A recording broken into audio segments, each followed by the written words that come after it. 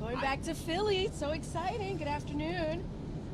So we're going to go to Philly, obviously, where the president and the vice president will participate in campaign events. And so the campaign is going to have more information for all of you on today's events. And so I'm going to have to refer you to them on what the day's events is, what's going to unfold today. But with that, I'm just going to go ahead and start taking questions. Go ahead. On the pier, is the president, is he rethinking if this is still a good idea? It's become, it seems like a bit of a boondoggle. Why continue to spend good money after bad when it seems to have having very little impact on actually getting aid into Gaza? So a couple of things. I know NYC spoke to this yesterday. I know DOD also spoke to this yesterday. And so, as you know, it's going to be temporarily moved to the port of Ashdod. Let me just give you a couple of things to show what it's done while it was running. So to date, over 1,000 metric tons have been delivered from the pier to the marshalling area for onward delivery by humanitarian organizations into the hands of Gazans. 1,000 metric tons, that matters. We remain committed to working with the international community to get aid into Gaza as quickly as possible. That includes via land crossing. As you know, we've been working on that, and that has had some good effects in the sense of the president's diplomacy and having those conversations, and including Kerem Shalom, where aid continues to flow into Gaza. And so we'll provide, obviously, additional updates on this. But look, this is part of the president's commitment to make sure we're getting that important humanitarian aid into Gaza. We know how dire the situation there is for it's for Palestinian people. And so we're going to do everything by air, by land, by sea, obviously. And so that is our focus. And while the pier while it was functioning, obviously it did get some humanitarian aid. I don't have any more on the pier beyond that. I would refer you to Department of Defense, obviously. How does the White House respond to Pope Francis' alleged use of a homophobic slur in a private meeting, and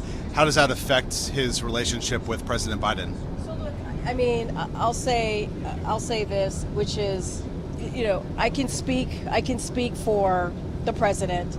I can't speak, obviously, directly for the Pope. I know the Vatican, in a statement, said that the Pope apologized and said it was his attention. So it is for him to speak. What I can say about the POTUS is that he's been very clear that everyone, including LGBTQ plus persons, deserves dignity and should not be discriminated because of who they are, who they love, and that is something that you have heard from this president for some time now, and certainly he stands by that, and you see that in his policies, and so that's what I'll leave it there.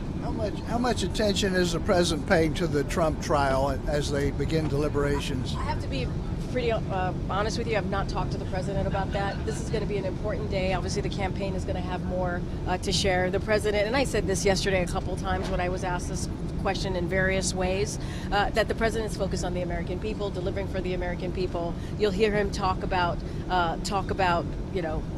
some of that today. Again, the campaign will speak to that since a campaign event. That's his focus. I just have not. I'm not focused. I asked him that question. Thank you. Do you think he'll make reference to it in his remarks today? I think the president's going to be focused on the American people today. Was the president aware in advance that his campaign was going to give a press conference at the courthouse yesterday? I can't speak to that. That's for the campaign to speak to. But the president's awareness. This is not a conversation. I don't talk about the campaign with the president, so I would refer you to the campaign. You have spoken about how the justice system is functioning on its own and the president doesn't get involved, and yet when his campaign comes out in front of the courthouse and speaks, it cuts against that. I mean, yesterday when I was asked about the question, I said, hey, I'm not going to talk about a political candidate. It's 2024, but I did talk about the importance of having a justice system that works for all, and just really talked about it more broadly and what this president has been able to do. And that's what I talked about. We announced our 200th nominee that has been able to get through, how diverse that is, and how it is really, truly important to have a justice system that represents America. And that's as far as I can go. You're asking me specifically the president's thought about what the campaign did. I just can't speak to that. Does the White House have any plan to make a statement or do anything once the verdict actually happens? I'm going to be super mindful, not going to speak to it. 2024. This is an election period. I'm just not going to speak to it. I do not speak and will not speak on any ongoing cases, even in a hypothetical, speculative way. I'm just not going to speak to it. Two questions, Karine. Your office is in charge of setting up presidential interviews. President Biden has been president for about 3.5 years. Good to know. To the best of my knowledge, he has not given a single interview to a print newspaper reporter. And I was wondering how you explain that. That is, look, he's given many interviews. I'm happy to share a list with you on folks he's interviewed, and I would say stay tuned. Stay tuned. It's been as you just stated and marked on the calendar. It's been 3.5 years. I'm sure you're not the only one tracking that, but I would say stay tuned. And the president is always happy to talk to the press. You've seen him sit down with many different mediums, platforms, because he wants to make sure his message gets directly to the American people. And I would say stay tuned. Why is the the border EO that the president's considering, why is that still in play? And I ask specifically because yesterday Kirby mentioned the numbers are trending in the right direction. It seems you have a commitment even post-election in Mexico on this issue. Why is this necessary? So look, the president's going to do everything that he can, right, to deal with what we've been seeing, a broken immigration system, right? I can't speak to the EO. What I can say is we look at all options, as we have done. We've taken actions over the past more than 2 years now, and as Stephen said, we've been in office for 3.5 years, and so we're always going to look at all of our options. I got to sit down, but what I will say is this is a system that has been broken for decades, right? Decades, and it's going to take continuously taking action. It's going to take, honestly, legislative action to deal with a system that's been broken. I have to sit down. How much prep work for the D-Day trip is he going to be doing in Rehoboth this weekend?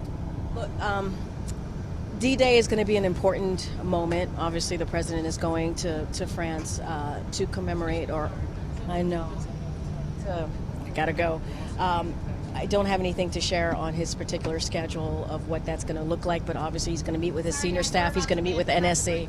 Okay, thanks, guys. See you soon. Yep.